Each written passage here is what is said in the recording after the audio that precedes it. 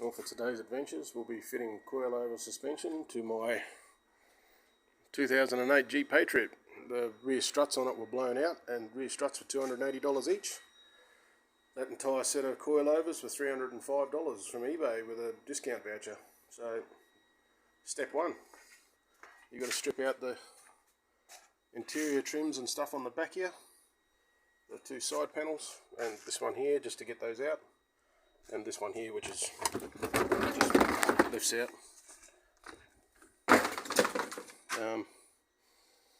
Right, so I'm going to need some tools. I better go get them. Okay, so that rear closeout panel, there was a screw there, and there's one there and another one on the other side there, obviously. And you've got to pull this rear rubber out, or otherwise you'll have a lot of trouble getting the back of this out. I'll just show you, hopefully I can do it one-handed.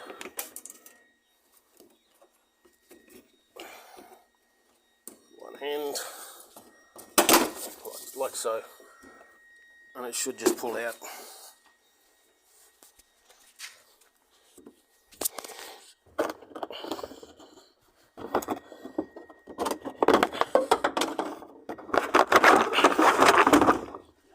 Just like that.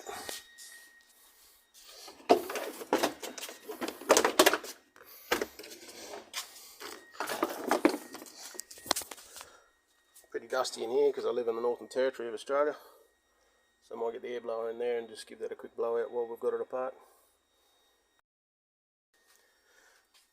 Once you got them panels out, what you want to do is undo that bolt there, and that bolt there, and that bolt there that I've already done, and that bolt there, and that's the strut tops. And then we'll jack the car up, and hopefully they'll just drop out of place and we'll be able to swing them out and get them out of there. One step I forgot, whenever you're messing with suspension, and particularly if you're putting lift kits in like I have in four-wheel drives a few times, you want to figure out your ride height before you fuck with everything too much. And I always like to just go from the top of the rim to an easily repeatable part like the top of the guard. In this particular case it's we'll call that 187, and do that for all four corners so that you know where you started from. It'll help with the setup for sure. I'm pretty lucky with the Jeep Patriot because all the wheel arches appear to be a very similar size for the ride height.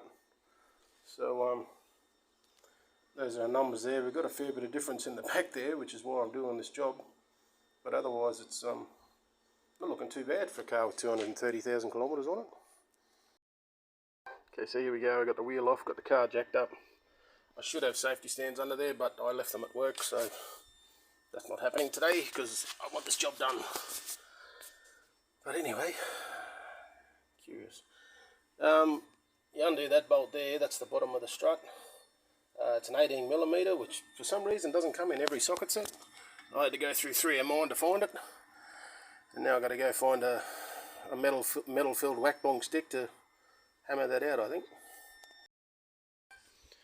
So when you do this job, a potential shortfall is you should jack up the centre of the car and let both wheels droop, because the sway bar will hold the lower control arm up, and then you won't simply be able to lever this bad boy out, which I think I'm going to need 2 hands for.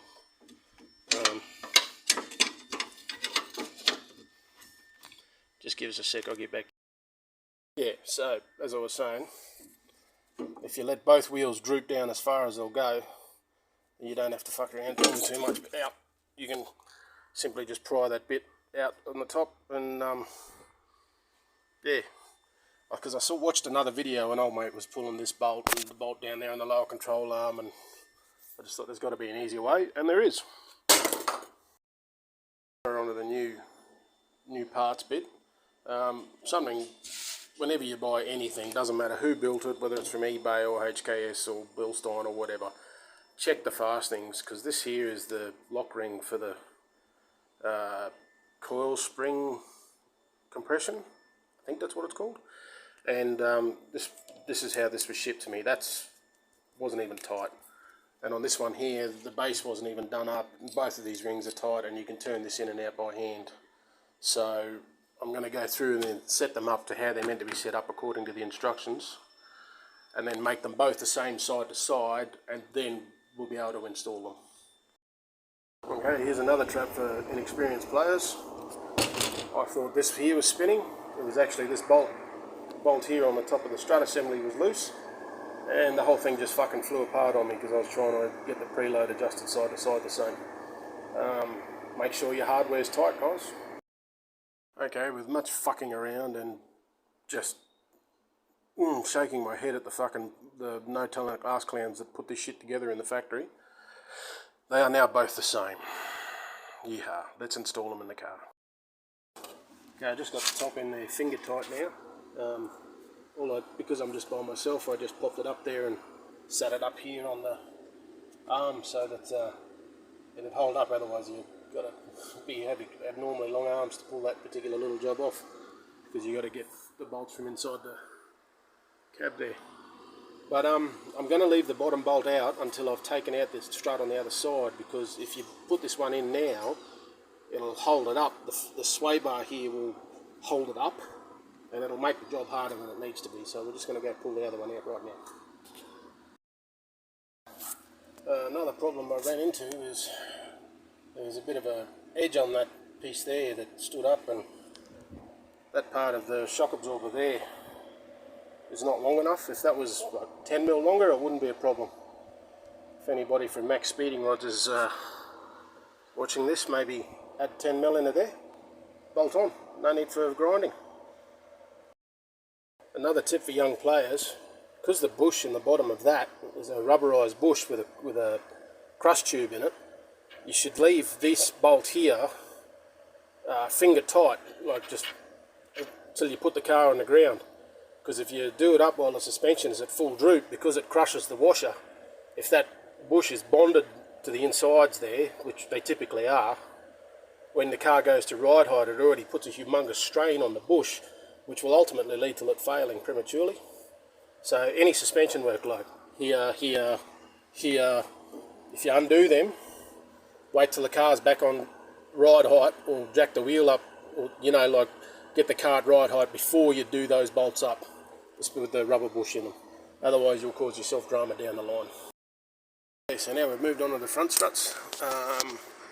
Unlike the last time, we're going to leave the top of these bolted in because we've got these big this style of strut bottom here, so they'll be a bit easier to wrangle out without having to fuck around with it.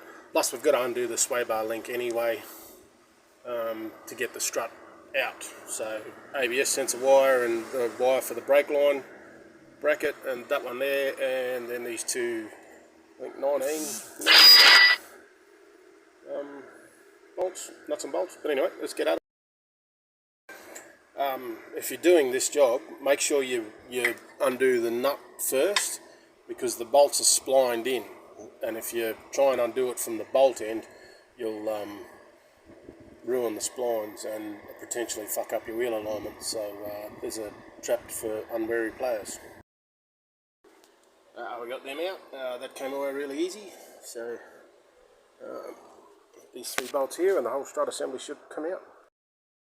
So word for the wise, when you undo them three bolts, the strut falls out nearly on your feet if you're not bloody quick.